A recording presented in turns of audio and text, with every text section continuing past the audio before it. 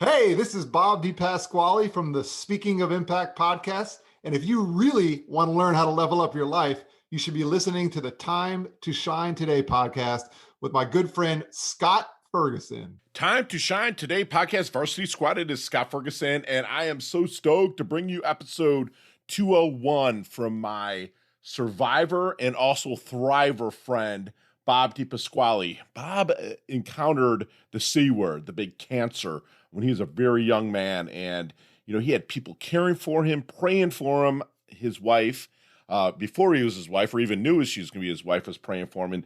And it's just, he believes, he overcame that, and he faces adversity daily, just like we all do. But he also always sets the example to level up.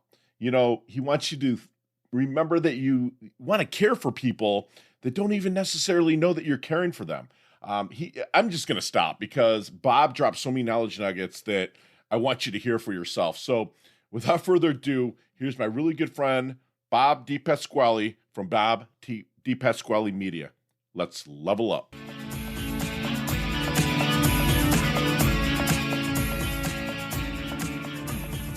Time to Shine Today podcast Varsity Squad. It is Scott Ferguson, and I got my buddy here, Bob DePasquale. Everyone can lead a fulfillment. Everyone can lead a life of fulfillment. Everyone else can encourage and empower them to do it.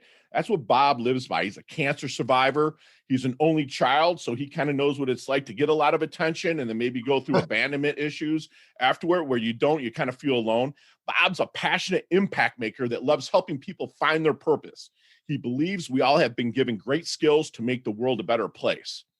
He has the Speaking of Impact podcast. After this interview, don't jump over to it right now, but after this interview, go out and check out this last interview. I believe was with Mr. Russo, which is just fantastic. So make sure you jump over to that. And also, he just posted yesterday on Instagram a post about clarity and persuasion. You got to check that out as well. So I'm going to bring Bob on now. Bob, thank you so much for joining the Time to Shine Today Varsity Squad. Come on, introduce yourself at first. What's your favorite color and why? My favorite color is red. That's Really? why I got a red microphone and a red shirt on. My man, he's like Tiger Woods. He brings it. There's a method behind my make because you're a podcast. So what I use is the red. One, I can kind of get an idea of maybe some traits that they have, but two, all your marketing that comes on the audiograms and all that jazz will be red as well. So we like to kind of build it up around that, man. So come on. Again, I'm so happy you're here, but let's get to the origins of Bob, man. I mean, let's talk a little bit about cancer surviving, only child, and work your way up into the origins of your business. Yeah, absolutely. I was born in Long Island, New York, and with around a bunch of family.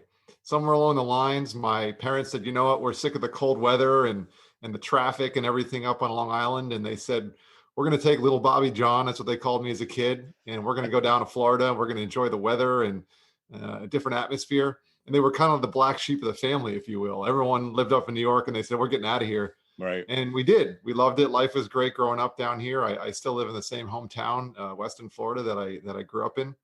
And somewhere along the lines, I decided, crazy enough, that I wanted to go back to New York for college. And when I was up there for college, you're 18, you think you're kind of invisible and you're a crazy person. And I was up there going to football training camp. And in a matter of about 4 days, I was diagnosed with testicular cancer. And a few days after that, we were at my uncle's house, and his best friend came over and was so apologetic about what was going on with us that he let us have his car, borrow it, because my parents were up there visiting. They came up for my first game, which obviously I didn't play in. Right. And he basically just gave them the car, and they were so thankful, didn't know what to do. And then a couple days later, I was coming out of class. My oncologist told me, still take a couple of courses while we're figuring out your treatment. And I saw in the distance a plane flying, and it hit the Twin Towers. And, you're 18, you're like, what is going on? And I spoke with my father, and he's like, you should probably come back to the house here because it looks like something's going on. Then bam, I was, the other plane hit. And it was just an incredible experience. So it took me 9 hours to make a 15-minute drive from school back to my uncle's house. I ran out of gas in the neighborhood, pushed the car into the driveway, And obviously I wasn't feeling too good because I was sick with cancer. Right. And I get back there and we were just devastated. My uncle was out of town we didn't know he was supposed to fly back that morning. Thankfully, we found out that he was okay. But Tim, the gentleman that let us, uncle's best friend that let us borrow the car, was in the towers. Oh And so in a no. matter of about 4 days, I went from being on top of the world to being sick and then the terrorist attacks. It was just a crazy time in life. Wow. And so, when all those things are going on and you're used to kind of being the center of attention as the only child, and now you're sick and you don't know what to do. It was just a crazy, crazy period of my life. And so since that happened, I've always told myself that I'm going to give people attention when they're in need. And that's been something that I've lived by for quite a while, because I know that there's people out there in need. Right now, I'm healthy. Thank the Lord, I'm a healthy person. So I need to give back. I need to give my energies now to the people who are in need. So That that's is kind of a quick story. that's awesome. I mean, it's sad when you're not sad. I mean, you know what? You went through something in life, and you battled it, and you prevailed. And we at Time to Shine today, Bob. Our motto is we don't want to have anyone to feel like they have no one, and that you and I resonate so much with our audiences with that. That's fantastic. So you made the commitment to yourself to give people the attention when they are in need. Like, how did you start that, and what did you do to build your company? Well, I'll tell you a quick story about that too. Yeah. My wife, God bless her too. She's one of the most patient people with someone like me who's used to being the only child and also had medical issues. And Right. so she's a servant at heart, a kindergarten teacher. So she's got patience. That's why she married me. And but I always tell this story as well because when she was in high school, she used to have this teacher that would always talk about the future spouses of the people in the class. And you're a 14, 15-year-old girl. You're like, I'm not thinking about my future spouse at this point in my life. But he always encouraged them to think about those people. And he was a very, very faithful man. He would tell them to pray for your future spouse. And when my wife and I met, she didn't know all of what was going on with me. But at a certain point, we were starting getting these discussions. And while I was 18 and I was just a freshman in college there, she was in that class with that teacher 2 years Okay. before that in her Wow. junior year of high school. And during all that period of when I was struggling, she was thinking about me and caring for and praying for me. And we were like, I cannot believe this happened. So she didn't even know me at that Wow. point, but she was in a way caring for me. And when we got married, we had this conversation about this and how important it is to care for people that you don't even necessarily know. And so in my business, in the past 11 years of my life, I've been serving families and helping them manage their financial lives by teaching them good habits, helping them make wise decisions when it comes to taxes, investments, any of those sort of things. And you're right in front of those people and you know every little last detail about them. And I would come home and my wife would be like, great. So you help those people. But what about the people that what else can we do more than just your profession? What else can you do in life to be a servant? And she taught me that lesson umpteen times over. So you got a ride or die there in your lady, which is fantastic, and I do as well. So when you're working with people, so if I'm out at a networking event, which in South Florida here, where, by the way, squad, Bob and I are kind of neighbors, we're about 40 miles apart, 50 miles apart. If I'm at a networking event, press and flash, or even virtually, if I'm listening to somebody, how will I know if they would be a good referral connection or a contact for you, Bob? Anyone who has a passion for helping others and doing good in the world, making a positive impact. And that's what we're all about. Making an impact in the world. And it doesn't have to be, I'm glad you brought this up too, because it doesn't have to be, you don't have to be the president of the United States. You don't have to impact 1 million people. I heard this once and it's always stuck with me. You may not be able to change the world, but you can change the world for one person.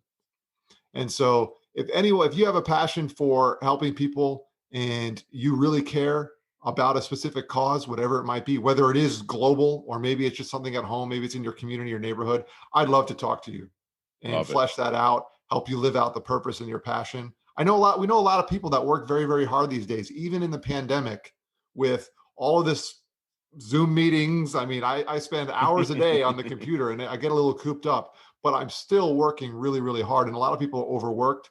And I found that it's distracting them from their passion and their purpose because they Yeah, feel like they have to be, they get 10 emails a day inviting them to a bunch of different webinars, and they feel like they have to spend all that time in professional development, if right. you Right. Absolutely. So when you're bringing somebody in, and yeah, you're right. This pandemic has a lot of people pulled in different directions and they have to make the choices. Uh, when you're bringing somebody in to work with you, is there any secret sauce, if you don't mind sharing, to maybe help them find that blind spot? secret sauce, I would say the first thing is you have to sit down and really internalize what you really care about the most. What makes you tick? What do you get most excited about? For some people, it is their profession. They jump up in the morning at 5 in the morning. They can't wait to get to work. For other people, that could be a drag and they can't wait to get off so that they can go support whatever it is or whatever they care about. So the first thing is sit down and says, what do you actually feel excited about? And I think a Passionate. lot of Yeah. people would be surprised that there are a lot of things that do excite them. They just don't do them enough or they don't experience Uh, them enough. And I'm not talking about watching a TV show or eating dinner. I mean, I love to eat and just the thought of food gets me excited, but I'm talking about things that are really that really change you, that really make you feel joyful. And Love it. you'd be surprised. Most of the people that I talk to, they don't even realize that there's 5 or 10 things that they could go in different directions that they can go. Yeah, absolutely. And you're helping them guide. You're not consulting and telling them this is what it is. You're finding their passion, what makes them tick, gets them excited, and start that as a ramping board. I absolutely love that, Bob. So when you're bringing somebody in and you're in that kind of discovery period with them, is there any good question that maybe you would wish they would ask you but never do? Oh man. Well, honestly, that's a good question. I wish they would ask me that. What's the question that I should ask you? I would say, for most people, as opposed to starting from a negative point, whereas I'm depressed or I'm struggling with this, I need your help. I would ask a question, or I would be interested in speaking with people directly more. And this is where I try to guide them, is more about what can I do to experience my passion more? Or when I'm feeling joyful, why do I feel that way? Not why do I feel bad? Or why am I struggling with this? Wow. That's strong, bro.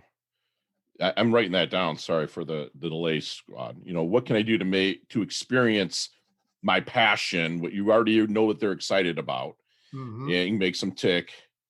Yeah, that's awesome. So then let's get in to you saw Back to the Future. If you were 18 in 2001, so I'm sure you remember Marty McFly, right? Yes, So sir. let's get in that DeLorean with Marty. Let's go back to the 22, 23-year-old Bob DePasquale. What kind of knowledge nuggets, what's what we call him here at Time to Shine today? What kind of knowledge nuggets are you dropping on Bob to make him maybe shorten his learning curve, level up, and blast through maybe even a little quicker? Love it. Love it. So I went through that time in my life when I was 18 and I really, really struggled.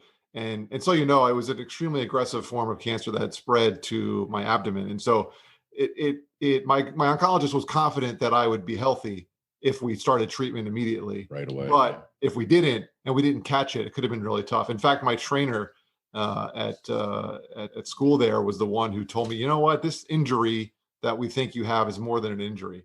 So anyway, I still felt at that time that I was pushing through and cancer wasn't going to take me down, and I beat cancer. It was all me.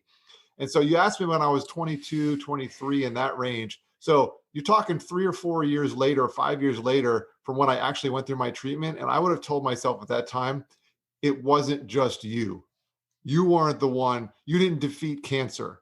It was multiple people helping you. If it wasn't for Rick, who said, you know what, you got to stop rehabbing a pulled groin. You need to go to a urologist. If it wasn't for the urologist who said, you know what, I don't really see anything, but you need an ultrasound. If it wasn't for the oncologist to come up with a treatment plan. If it wasn't for my parents to support me and give me everything I could possibly need to survive, I would have made it. It wasn't for my wife who was praying for me and she didn't even know me. Know me. Yeah.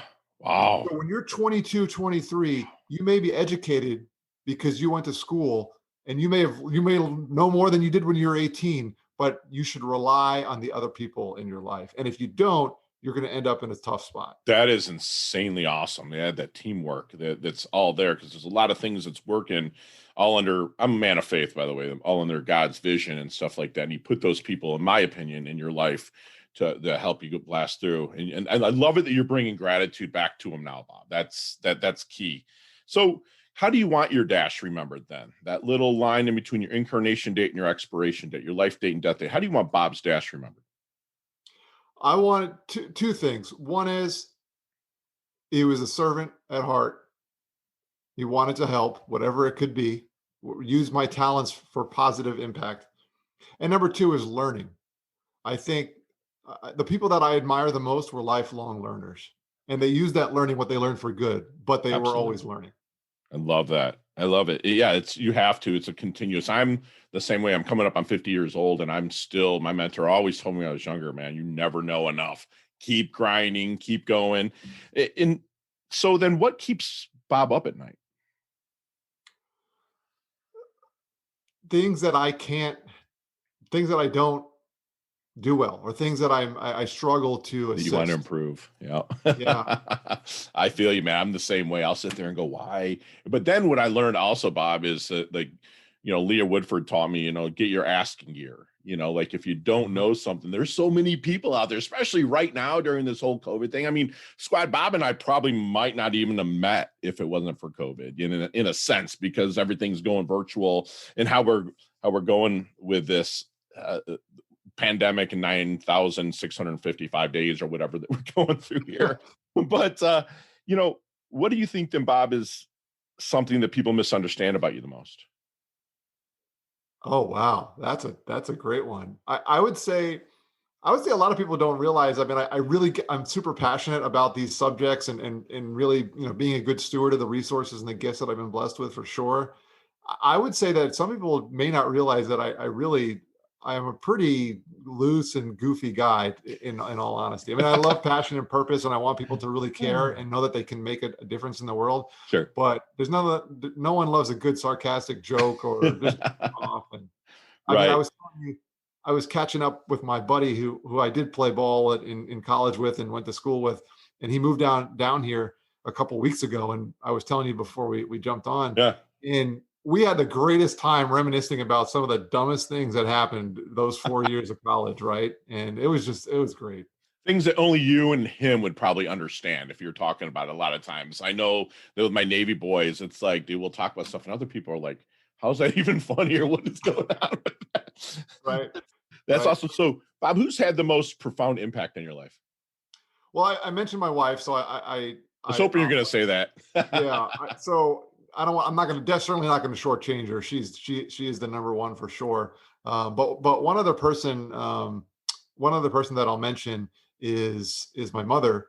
And the reason why I'll mention my mother is because she was the one I mentioned that was kind of the black sheep of the family, moving down to Florida at 30 or whatever years old she was, a new parent, and she was working in supermarkets for her whole life, and that's actually how she met my dad. But she ended up not being able to get a job there, and was thinking about not getting a job, but she needed to work, and so she ended up switching over into the banking industry, and she worked her way up from being just a teller all the way to being a manager, and then actually ended up working with me for quite a while. Oh, wow. And she's one of those people that can learn anything. Like that too, and pick it up and be proficient with it. Yeah. So Love it. she's made such an impact on me, doing so many different things and being successful in so many different ways. And she recently retired, so I'm kind of jealous of that too. That's awesome. Awesome. So let's go another way here. Who's giving you the worst advice you've ever gotten? Oh, wow. One of my teachers in high school. Mm-hmm. So I'm left-handed. Okay. Just another strange thing about me. Southie. All right. Very cool. Yeah. So I'm left-handed, and one of my teachers in high school, and she insisted that we write in erasable pen. We couldn't use pencil. We couldn't use regular pen. And she said that you need to write in erasable pen because that's going to teach you to be more consistent with your handwriting. but if you make a mistake, you can fix it. And I smeared the ink all I was over gonna say my pulling it desks across. Right, because that's just how I write. right, And right. that was probably that might have been the worst advice I ever got, at least as a young No, person. that's all. For you to even bring it up and answer it that quick, that's awesome. And it sticks out to you. That's Oh, fantastic.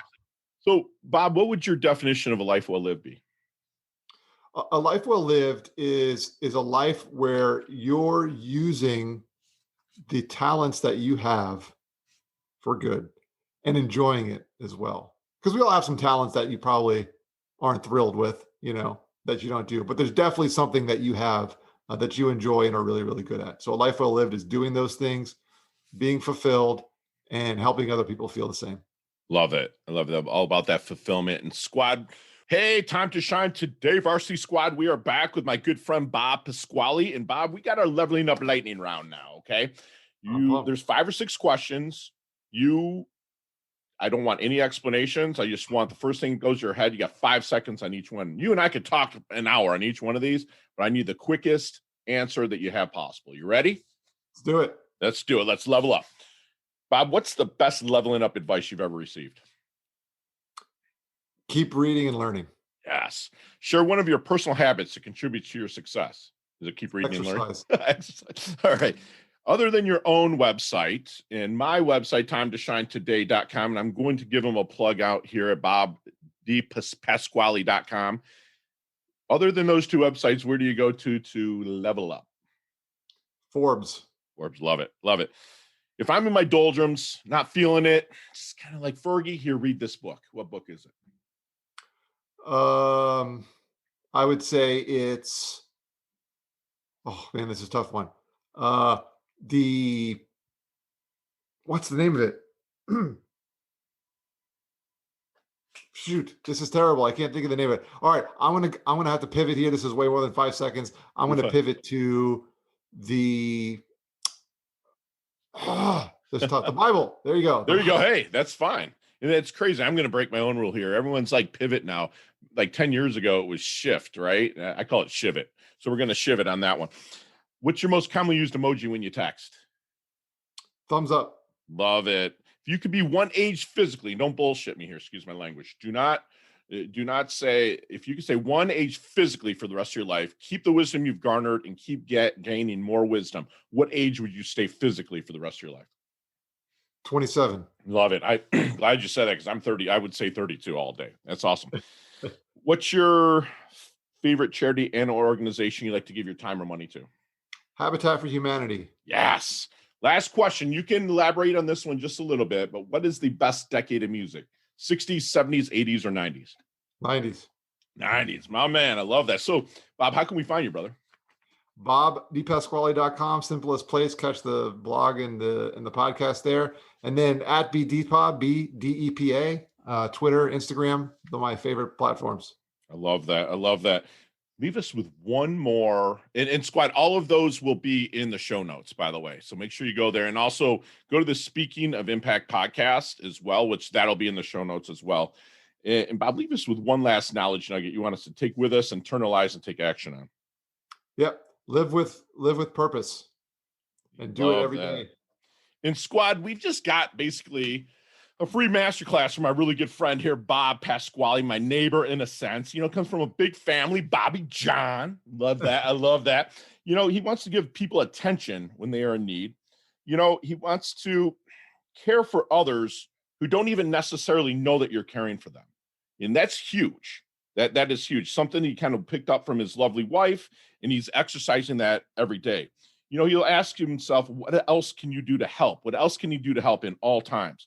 He'll tell you, you can't change the whole world, but you can change the world for one person. So live out intentionally and get out there and live your passion. Bob will remind you to live your passion, internalize what makes you tick and get you excited. If you're working with a coach, ask them what they can do for you to help you experience those passions. He would remind himself and also you that teamwork. I mean, he had his trainer, Rick, he had his urologist, oncologist, and then family. They were all on his side, ready to level up for him. He was going to be remembered as someone to serve it that wanted to help and always learn. and he wants to use his talents for good and live with purpose. And Bob, thank you so much for coming on to the Time to Shine Today Varsity Squad. You're humble, yet you're hungry. You level up your health, level up your wealth. Thank you so much. Look forward to collaborating very soon with you, brother. That's awesome, Scott. Appreciate it. And the book is Rocket Fuel. Rocket Fuel. Great book, by the way. I'll throw that in the show notes. Awesome. Man. I appreciate you. Talk soon. Hey, thanks so much for listening to this episode of Time to Shine Today podcast. Proudly brought to you by Sutter and Nugent Real Estate Excellence, who can be reached at 561-249-7266 and online at www.sutterandnugent.com. If you're a business owner or professional who would like to be interviewed on Time to Shine Today, please visit timetoshinetoday.com/guest. If you like this episode, please subscribe on Apple Podcasts, Google Podcasts, Stitcher, Spotify, iHeartRadio, or wherever you get your podcasts. There's a link in the show notes to our website. Also there, you will see our recommended resources. We hope that you will support our show by supporting them. If you like what you've been listening to, it'd be great if you could just give us a 5-star rating and tell your friends how to subscribe while you're at it. I'm your host, Scott Ferguson, and until next time, let's level up. It's our time to shine.